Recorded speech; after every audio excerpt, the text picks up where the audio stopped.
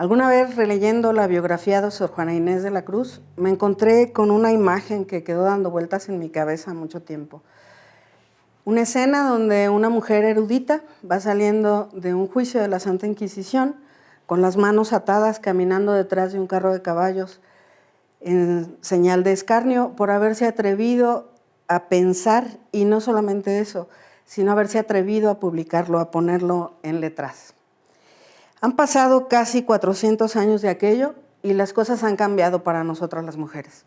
Ahora tenemos derecho a entrar a una universidad, tenemos derecho a decir y a publicar lo que pensamos, tenemos derecho a votar. Sin embargo, me pregunto si las cosas han cambiado tanto para nosotras, y la respuesta es sí, pero hay un punto en donde todavía seguimos sin mantener el equilibrio. Y este es el asunto de la crianza. Nos aparece entonces, creo, cuando yo hablo con las mujeres de mi entorno, con mis pacientes, con mis alumnas, que tenemos dentro de nosotros una llamada, por mí, rabia ancestral. Es como si tuviéramos que vengarnos de lo que pasó a las mujeres que nos antecedieron. Y si bien hemos alcanzado muchas cosas en el ámbito de lo social y de lo público, en la parte de lo privado pareciera ser como si tuviéramos la obligación de vengarnos de lo que pasó antes, y encontramos un punto de manera inconsciente, un punto muy clave donde esta venganza se puede ejercer, y esto es la crianza. ¿Por qué me estoy yendo hacia la crianza? Porque cuando yo hablo con estas mujeres, me platican esto de: tengo ganas de triunfar en la profesión, pero entonces tengo que quitar un espacio de tiempo a mis hijos. Y si bien puedo darles tiempo de calidad, no es todo el tiempo que yo quisiera darles mucho más, pero no me alcanza. Y si dejo la profesión por un lado, entonces me siento con la sensación de no alcancé lo que yo quería. Nos vemos metidas entonces entre dos fuerzas que nos impulsan a buscar una forma de solución. Esta rabia ancestral nos lleva también a pensar que nuestros compañeros de vida son quienes tienen la culpa. Y justamente ahí en la crianza es donde podemos ejecutar la venganza de la que ni siquiera nos estamos dando cuenta. ¿Por qué lo podemos hacer ahí? Porque la vinculación con los hijos es distinto entre un padre y su hijo y entre una madre y su hijo. En una madre y su hijo la vinculación se hace de manera biológica, natural, podríamos decir, y entre un padre y su hijo necesitamos de la conducta, necesitamos de la voluntad, y no solamente la de ellos, necesitamos de la voluntad también de la madre de ese hijo. Cuando nosotros engendramos, entonces tenemos una comunicación muy temprana con nuestros hijos desde el momento en que estamos justo engendrando. Hay una comunicación química que lleva a ese bebé a llegar de un espacio extrauterino adentro del útero para que se mantenga ahí, se mantenga seguro y protegido hasta que nazca.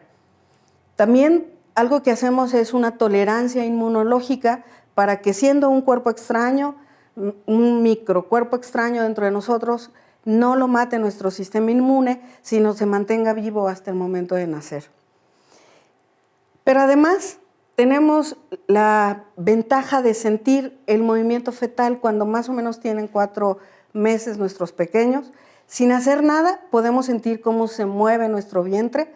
Quien haya estado embarazada sabe esa maravilla de sentir un cuerpo que está creciendo dentro de nosotros, que se está desarrollando y que además es alguien totalmente individual a nosotros, distinto.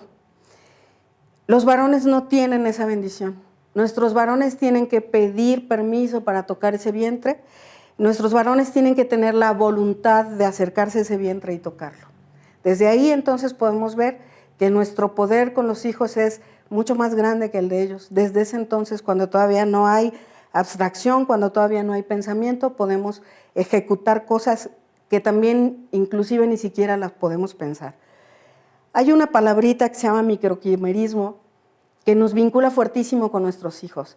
Esto quiere decir que las células fetales atraviesan el corriente sanguíneo de la mamá y tenemos células de nuestros hijos dando vueltas en nuestra sangre y que sirven además para cerrar heridas, literalmente. Ayudan, por ejemplo, en el posparto a que se cierren las heridas del parto, a reparar tejidos de la mamá, y eso nos hace una vinculación sumamente fuerte porque es real aquello de que nuestros hijos son sangre de nuestra sangre y nosotros somos sangre de ellos, porque Las células de nuestros hijos pueden entrar en médula ósea y pueden producir células sanguíneas en nosotras.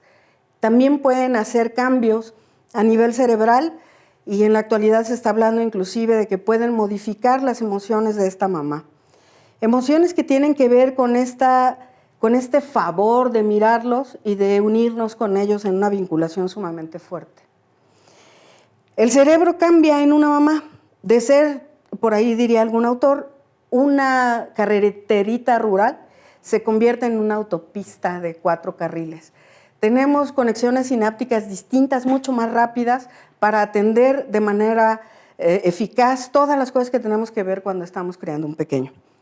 La oxitocina tiene un papel muy importante y la prolactina tiene un papel muy importante para hacer una vinculación con este niño y también para tener una sensación de placer de poderlo cuidar. Hay una parte de nuestro cerebro, el prefrontal orbitofrontal y la ínsula, que tienen que ver con conocer cómo está este pequeñito, qué necesita de nosotras para podernos vincular. Y eso nos podría responder por qué algunas mamás no pueden hacer una buena vinculación, porque algunas veces esa estructura está dañada y tiene que ver con las ancestras, tiene que ver con cómo fuimos criadas y con toda la cultura que nosotros recibimos. En los padres es distinto. En los padres tenemos que tener, decía yo, la voluntad y tenemos que tener conducta para poder establecer la vinculación. No es puramente biológico. Y desde ahí, pues la relación con mamá. Las feromonas de la madre en el sistema del papá tiene que ver con esta aceptación por esta relación o no. Y también el olfato, ahora que lo toqué, es sumamente importante, ya que una mamá en gestación huele a su compañero, estas partículas odoríferas de este varón suben a su nariz, se deshacen, entran al moco, pasan a torrente sanguíneo y llegan al líquido amniótico. Y en el líquido amniótico, en el vientre, el bebé puede oler a su papá, solo que lo huele asociado con la emoción que esa mamá tiene. No es entonces su emoción, es una emoción prestada. Volvemos otra vez a pensar qué tan poderosas somos las mujeres. Cuando ese niño nace va a asociar ese olor de ese papá con una emoción que no es suya, es una emoción prestada. En el cerebro del papá también va a haber cambios. Por ejemplo, 3 semanas antes del parto, la testosterona baja y el cortisol sube. ¿Para qué? Para que ese papá esté más tranquilo y para que entonces pueda atender cualquier vicisitud que se pueda presentar para cuidar a su mujer y a su pequeñito. La biología está bien hecha. Esto va a regresar a lo normal cuando el niño sea capaz de caminar. Estamos hablando entre 9 meses y 12 meses posparto. Y podemos también entender por qué los papás se desafanan más rápidamente de sus hijos, entre comillas, y las mamás somos más aprensivas. Tienen un cerebro distinto al nuestro. Y hay otro punto en donde también las mamás tenemos mayor influencia. Los hijos nos reconocen a través de la voz y del olor, pero no a través de la visión.